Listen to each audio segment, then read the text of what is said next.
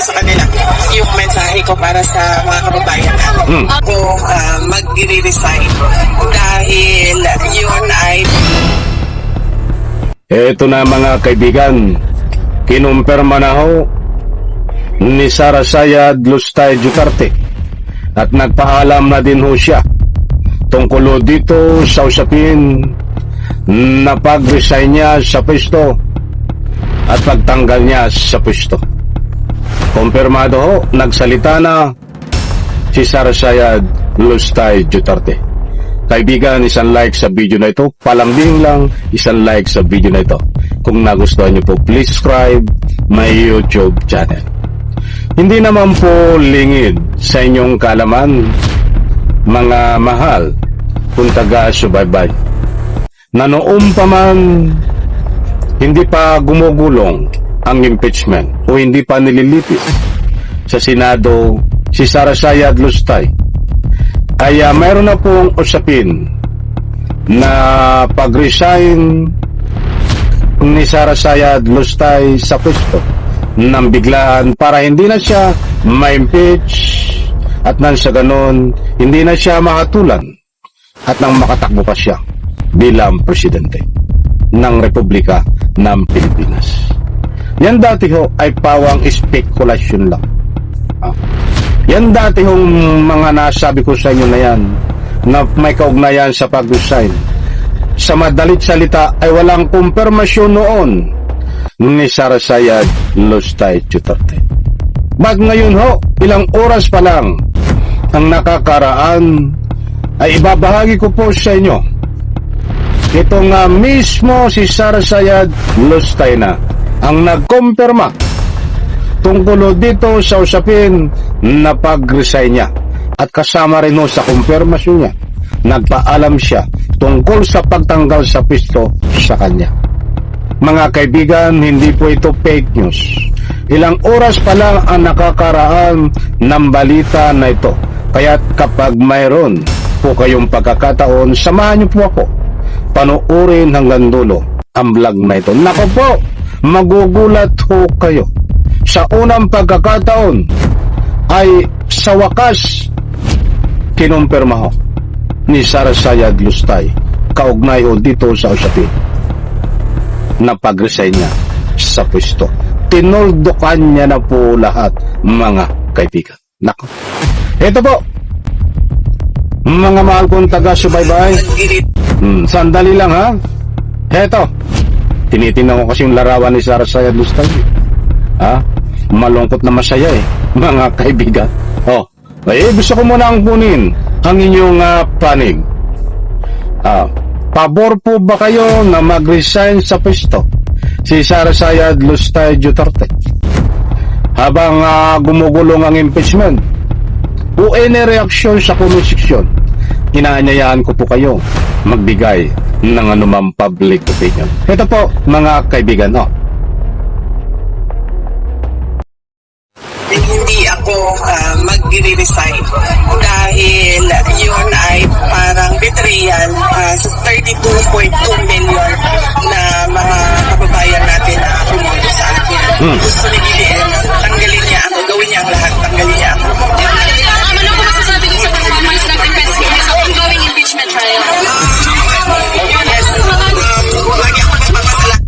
Mga kaibigan, yan si Sara Sayad Lustay. Yan po mga kaibigan, huwag po kayong alis. Dahil kapanapanabik ko ito. Ang kumpirmasyon niya tungkol sa pag-resign niya, ito ho sa bandang gitna. Ang complete details, mapapakinggan, mapapanood niyo po dito mga kaibigan. Nako, iyan ho si Sara Sayad Lustay. Ilang oras pa lang ang nakakaraan. I-play ko po para mapanood niyo at mapakinggan. Ito ho. Sa legal team, sa defense team, at sa mga kababayan natin sa suporta nila sa akin at syempre sa tulong nila sa akin at patuloy nila na pagtitiwala sa Office of the Vice President. Personally, ma'am, kumusta na po kayo? Okay lang ako, ma'am. Sakit lang yung ako sa pagtayo ng 2 oras. Yes, masaya ako na nakasama ko ang ating mga kababayan dito sa London at sa iba't ibang lugar galing sa United Kingdom at masaya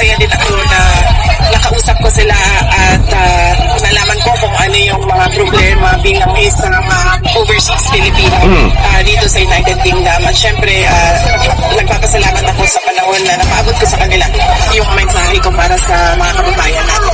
May balik-balik O eto na mga kaibigan, kung paano kinumpirma ni Sara Sayad Lustay ang kanyang pag-resign at kasama rin ho dito ang pagpaalam niya. Nagpaalam na ho siya tungkol ho dito sa pagtanggal sa kanya mga kaibigan. Ito po, Nagpapasalamat ako sa panahon na napaabot ko sa kanila yung mensahe ko para sa mga kababayan natin. may balik-balita po about na mag-resign po kayo. Your reaction po on this? Oh, never gonna happen.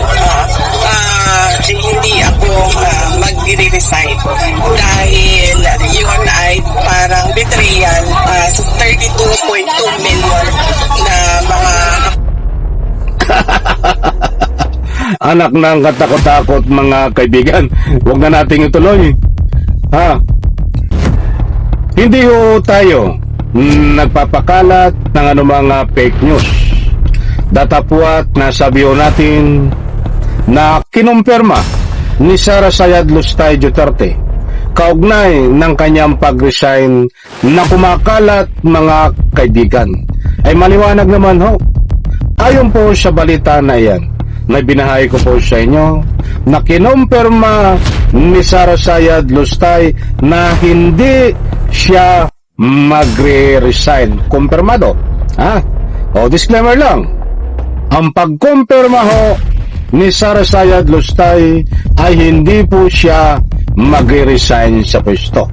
Kaya yung kumakalat noong pa, matagal na ho itong kumakalat, na siya po ay may magre-resign, ay natuldo ko na ho.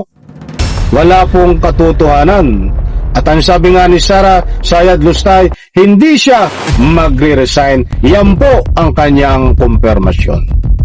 At ang sabi pa nga niya, sa kanyang kumpirmasyon na hindi siya magre-resign, ay nagpaalam na ho siya.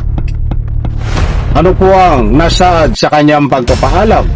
Ang sabi niya ho, ay tanggalin siya ni President Bongbong Marcos.